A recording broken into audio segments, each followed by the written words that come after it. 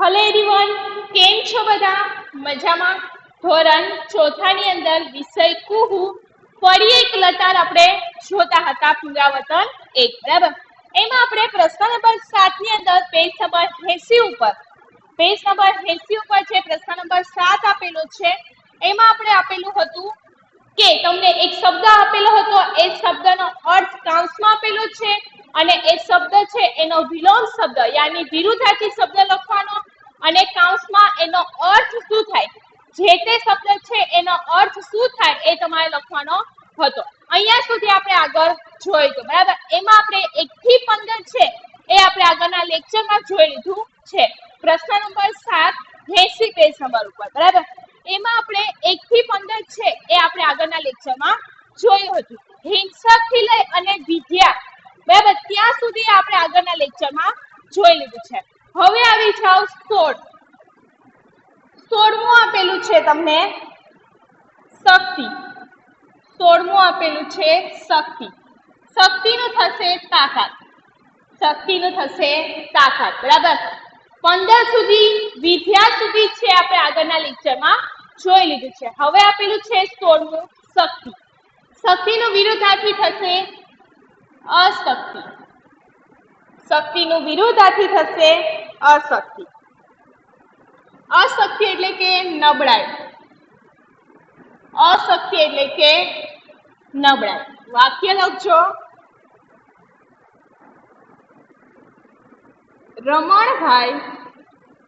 રમણભાઈ માં ચાલવાની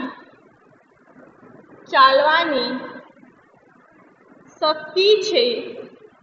રમણભાઈમાં ચાલવાની શક્તિ છે, પરંતુ તેમની પત્નીમાં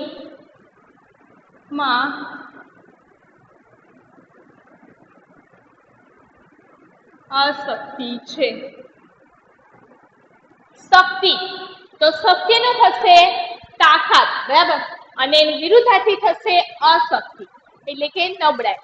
વાક્ય બનાવેલું છે, રમણભાઈમાં ચાલવાની શક્તિ છે પરંતુ તેમની પત્નીમાં અશક્તિ છે। 17મું શક્ય, કરી શકાય તે, એનું થશે અશક્ય, કરી ન શકાય તે। હવે તમને આપેલું છે શક્ય અને એનું વિરુદ્ધાર્થી થશે અશક્ય, કરી શકાય તેવું અને ન કરી શકાય તે। વાક્ય બનાવજો, 4 રોટલી ખાવી શક્ય છે પરંતુ 4 લડ્ડુ ખાવા અશક્ય છે। શક્ય અને અશક્ય પરથી વાક્ય બનાવેલું છે કે 4 રોટલી ખાવી શક્ય છે પરંતુ 4 લાડુ ખાવા અશક્ય છે। 18મું લભ્ય, 18મું આપેલું છે લભ્ય। લભ્યનો અર્થ થશે મળી શકાય તેવું, મળી શકાય તેવું। એનું લખજો અલભ્ય, અલભ્ય એનો અર્થ થશે મળી ન શકાય તેવું, મળી ન શકાય તેવું। વાક્ય લખજો, અત્યારે બજારમાં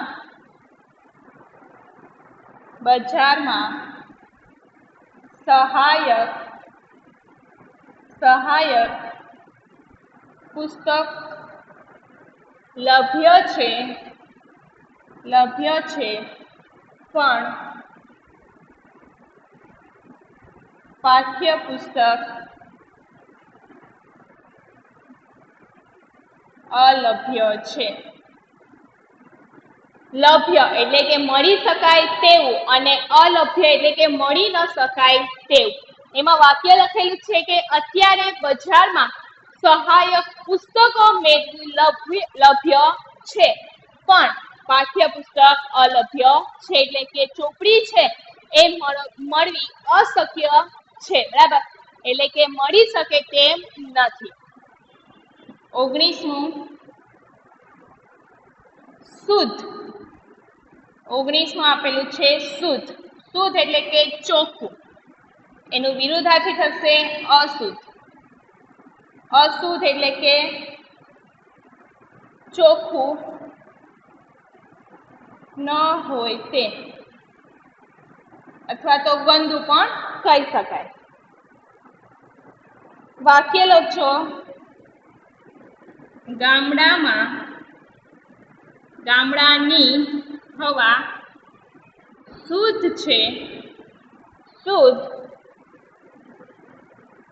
હોય છે, જ્યારે શહેરો હવા અશુદ્ધ હોય છે. શું કહે છે કે શુદ્ધ એટલે કે ચોખ્ખું અને અશુદ્ધ. અશુદ્ધ એટલે કે ચોખ્ખું ન હોય તે. વાક્ય લખેલું છે કે ગામડાની હવા શુદ્ધ હોય છે, જ્યારે શહેરોની હવા અશુદ્ધ હોય છે.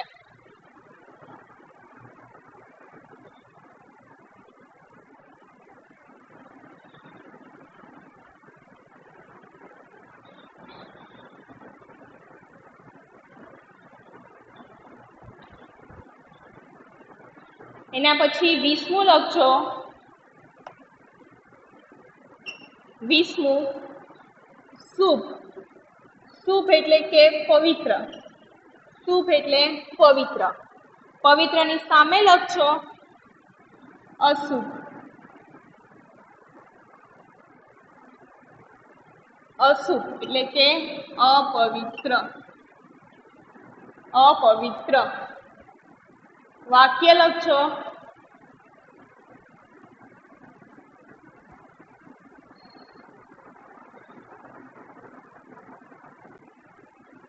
તે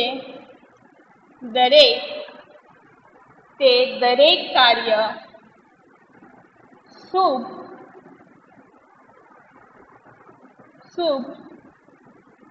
મુહૂર્તમાં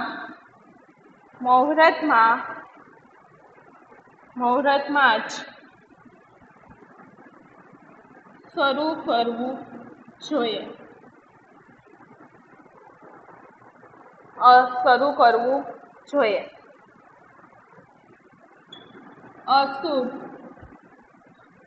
અશુભ સમાચાર સાંભળતા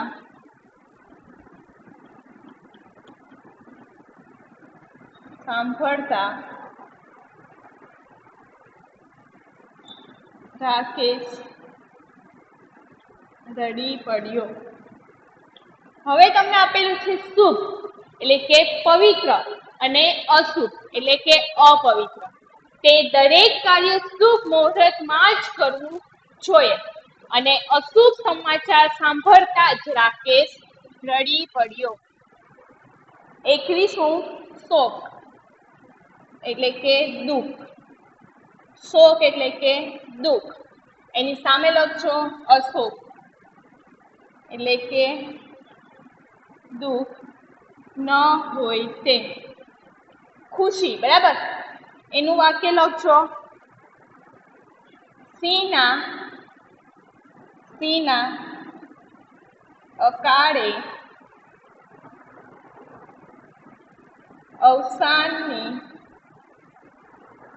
અવસાનથી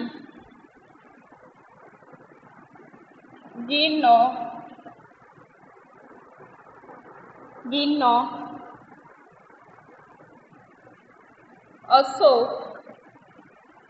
અશોક રહેવું જોઈએ.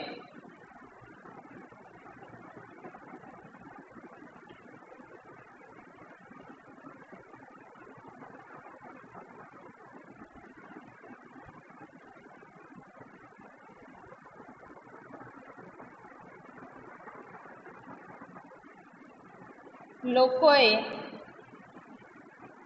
એક દિવસ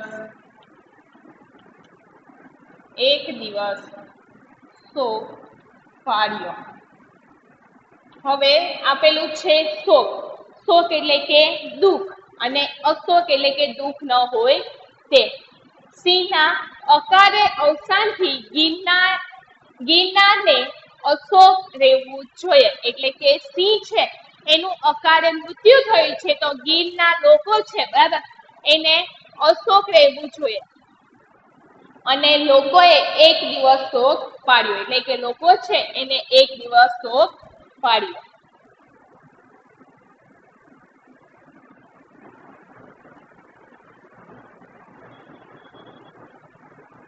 22મું સહાય. સહાય એટલે કે મદદ અથવા મદદ કરવી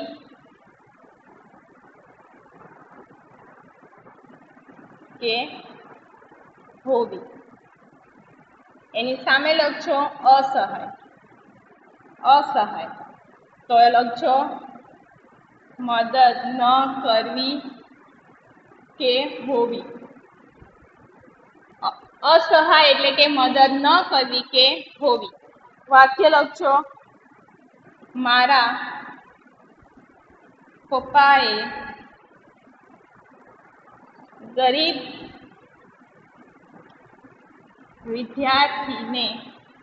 વિદ્યાર્થીઓને સહાય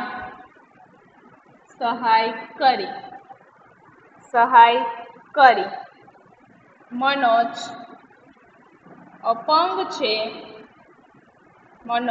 અપંગ છે પરંતુ અસહાય નહીં. તમને હવે આપેલું છે સહાય એટલે કે મદદ કરવી કે હોવી. એનું વિરુદ્ધાર્થી થશે અસહાય એટલે કે મદદ ન કરવી કે હોવી. મારા પપ્પાએ ગરીબ વિદ્યાર્થીઓને સહાય કરી. મનોજ અપંગ છે પરંતુ અસહાય નથી. એટલે કે અપંગ છે મનોજ છે તે અપંગ છે પણ અસહાય છે તેવું નથી. બરાબર એટલે કે અસહાય નથી. 23મું સભ્ય એટલે કે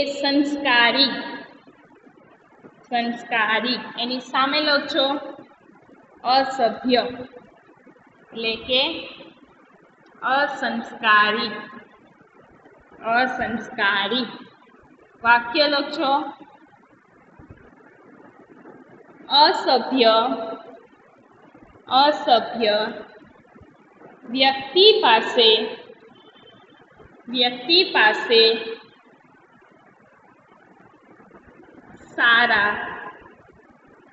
સારા વર્તનની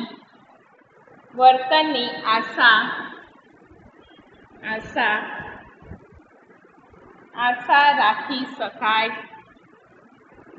નહીં.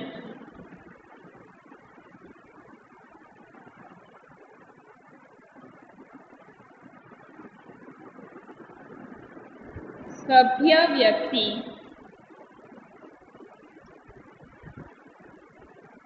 સારું વર્તન કરે છે. તમને આપેલું છે સભ્ય તો સંસ્કારી અને અસભ્ય એટલે કે અસંસ્કારી. વાક્ય બનાવેલું છે કે અસભ્ય વ્યક્તિ પાસે સારા વર્તનની આશા રાખી શકાય નહીં અને સભ્ય વ્યક્તિ સારું વર્તન કરે છે. બરાબર એટલે કે જે સંસ્કારી વ્યક્તિ હોય એ સારું વર્તન કરે પણ જે અસંસ્કારી વ્યક્તિ હોય તેની પાસે સારા વર્તનની આશા રાખવી જોઈએ નહીં.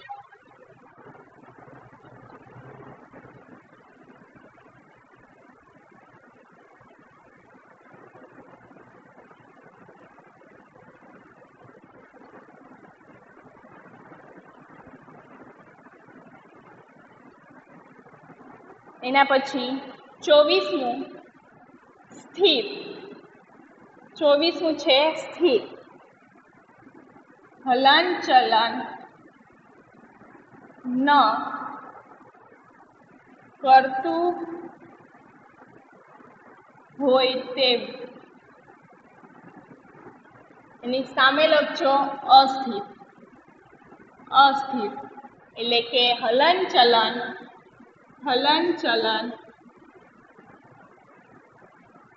કરતું હોય તે. સ્થિર એટલે કે હલન ચલન કરતું ન હોય તે, અને અસ્થિર એટલે કે હલન ચલન કરતું હોય તે. વાક્ય બનાવજો. પવન સ્થિર થઈ ગયો છે. પવન છે તે સ્થિર થઈ ગયો છે. તે અસ્થિર મગજનો છે. એના પરથી વાક્ય બનાવેલું છે કે પવન સ્થિર થઈ ગયો છે, તે અસ્થિર મગજનો છે. વાક્ય એના પછી બનાવજો. 25મું ગણિત. એના પછી આપેલું છે ગણિત. ગણિતનું થશે ગણી શકાય. ગણી શકાય તેવું. એની સામે આવશે અગણિત. અગણિત. કૌંસમાં લખજો ગણી ન શકાય તેવું. ગણી ન શકાય તેવું. વાક્ય લખજો. તેનું વહેલું ઉઠવાનું ગણિત સમજાય છે.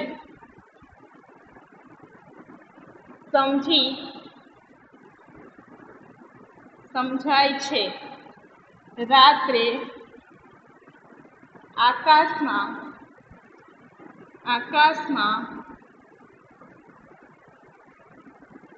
અગણિત તારા હોય છે. શું કહે છે હવે કે ગણિત, તો ગણિતનો અર્થ થશે કે ગણી શકાય તેવું, અને અગણિત એટલે કે ગણી ન શકાય તેવું. વાક્ય બનાવેલું છે કે તેનું વહેલું ઉઠવાનું ગણિત સમજાય છે, પણ રાત્રે આકાશમાં અગણિત તારા હોય છે. એટલે કે તે વહેલો ઉઠે છે, એની ગણિત સમજાય છે. એ કેટલા વાગે ઉઠે છે, બરાબર, એની ગણતરી થઈ શકે છે, ગણિત થઈ છે, પણ રાત્રે જે આકાશમાં તારા હોય છે એ અગણિત હોય છે. વિભાજ્ય. તો એની સામે લખજો. કૌંસમાં આપેલું છે ભાંગી શકાય તેવું. ભાંગાકાર, બરાબર, ભાંગવું. ભાંગી શકાય એટલે કે ભાંગાકાર કરી શકાય તેવું. અને વિભાજ્ય, એની સામે આવશે વિભાજ્ય એટલે કે ભાંગી ન શકાય તેવું. ભાંગી ન શકાય તેવું. વાક્ય લખજો. 4 વિભાજ્ય સંખ્યા છે. 4 વિભાજ્ય સંખ્યા છે. 5 પરંતુ 5 અવિભાજ્ય સંખ્યા છે. એટલે કે 4 છે તેને ભાંગી શકાય છે, પરંતુ 5 ને ભાંગી શકાતું નથી. 27મું સાધ્ય. 27માં આપેલું છે સાધ્ય એટલે કે મેળવી શકાય તેવું. સાધ્ય એટલે કે મેળવી શકાય તેવું. એની સામે લખજો અસાધ્ય. અસાધ્ય એટલે કે મેળવી ન શકાય તેવું. મેળવી ન શકાય તેવું.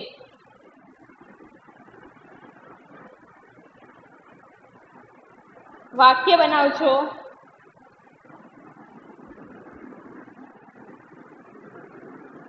ઘણા રોગ સાધ્ય છે, પરંતુ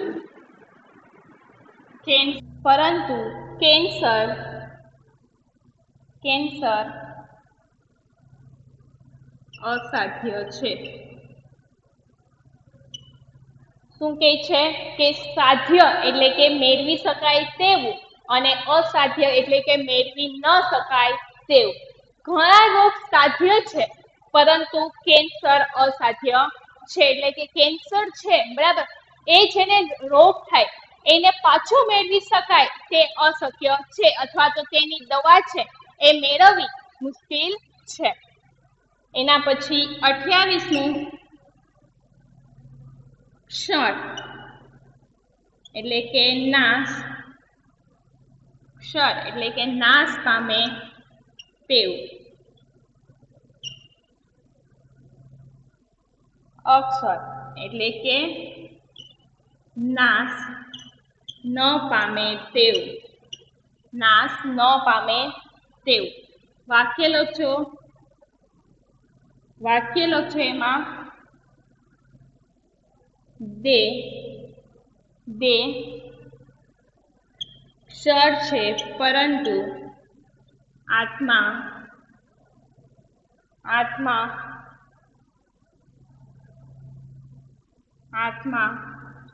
અક્ષર છે. એટલે ક્ષર એટલે કે નાશ પામે તેવું અને અક્ષર એટલે કે નાશ ન પામે તેવું. દે એટલે કે શરીર છે, એક ક્ષર છે એટલે કે તે નાશ શું થશે? ક્ષર એટલે કે નાશ પામે તેવું, પણ અક્ષર એટલે કે નાશ ન પામે તેવું. શરીર છે બરાબર, એનો નાશ થઈ જાય છે પણ આત્મા છે એનો નાશ થતો નથી. એટલે કે આત્મા અમર છે બરાબર. આત્મા છે એ પાછી બીજામાં જઈ અને પાછો એને મતલબ શું થશે તો કે અક્ષર એટલે કે નાશ નથી પામતું બરાબર. કોઈ વ્યક્તિ છે એ મરી જાય બરાબર, અવસાન પામે, તે એનું શરીર એનું જે દેહ છે બરાબર એ નાશ પામી જાય છે, પણ આત્મા છે એ નાશ નથી પામતી. પણ એ જે આત્મા હોય બરાબર એ બીજાની અંદર પ્રવેશ લઈ લે છે બરાબર. એટલે કે ક્ષર એટલે કે નાશ પામે તેવું અને અક્ષર એટલે કે નાશ ન પામે તેવું. આત્મા છે તે અમર છે બરાબર.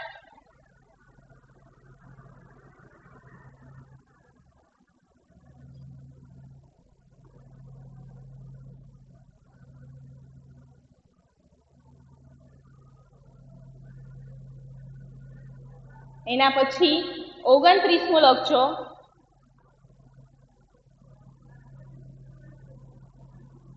દ્રશ્ય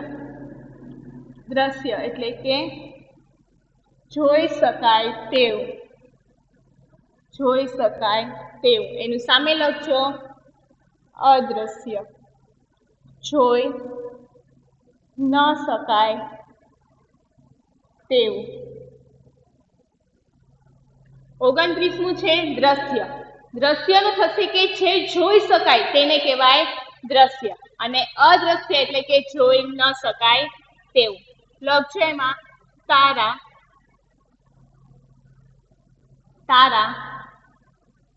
દ્રશ્ય છે પણ હવા અદ્રશ્ય છે.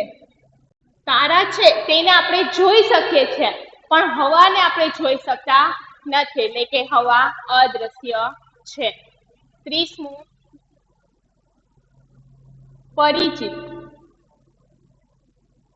પરિચિત. એનું થશે ઓળખીતું હોય તે. જે ઓળખીતું હોય એને આપણે કહીએ કે આ વ્યક્તિ પરિચિત છે, પણ જેને ન ઓળખતા હોય એને કહેવાય અપરિચિત. અપરિચિતનો અર્થ થશે ઓળખીતું ન હોય તે. જે ઓળખીતું ન હોય એને કહેવાય અપરિચિત. રસ્તે ચાલતા કોઈ પરિચિત મળે તો કોઈ અપરિચિત.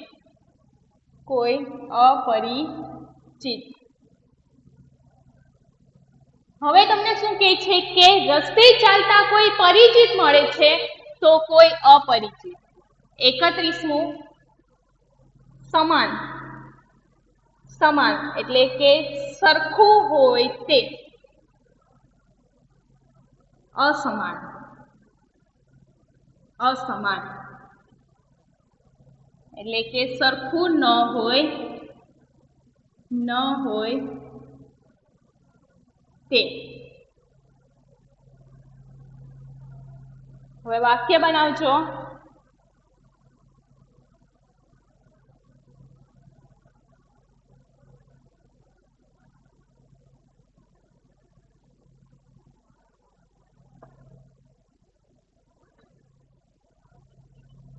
લખજો એમાં કે દરેક બાળકમાં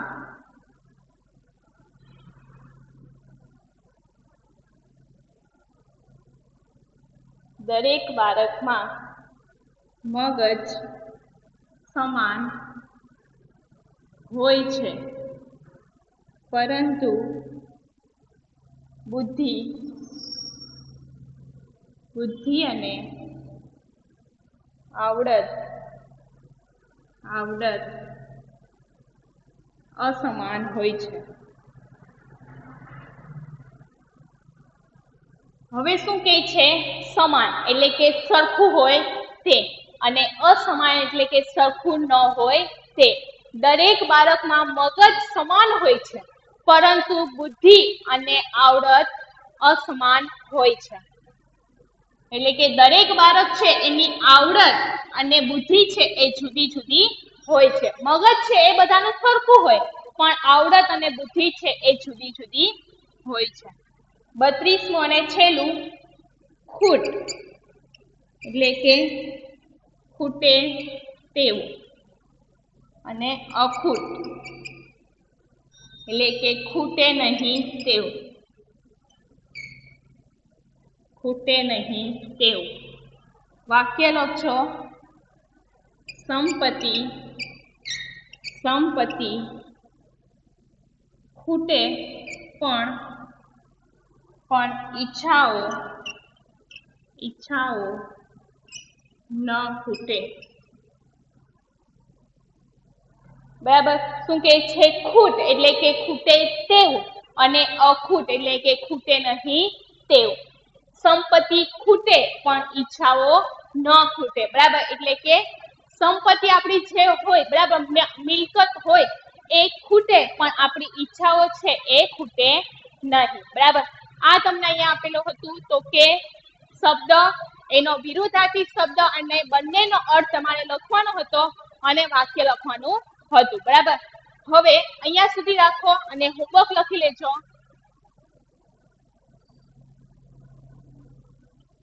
હોમવર્ક ની અંદર પેજ નંબર 80 નો પ્રશ્ન 7, પ્રશ્ન 7 ના 16 થી 32 એકવાર. હોમવર્ક ની અંદર પેજ નંબર 70 ઉપર પ્રશ્ન નંબર 7 છે. બરાબર. એના 16 થી 32 સુધી આ જે લેક્ચરમાં કરેલું છે, બરાબર, એ હોમવર્ક ની અંદર એકવાર લખવાનું છે. એના પછીના પ્રશ્ન નંબર 8 છે એ આપણે આગળના લેક્ચરમાં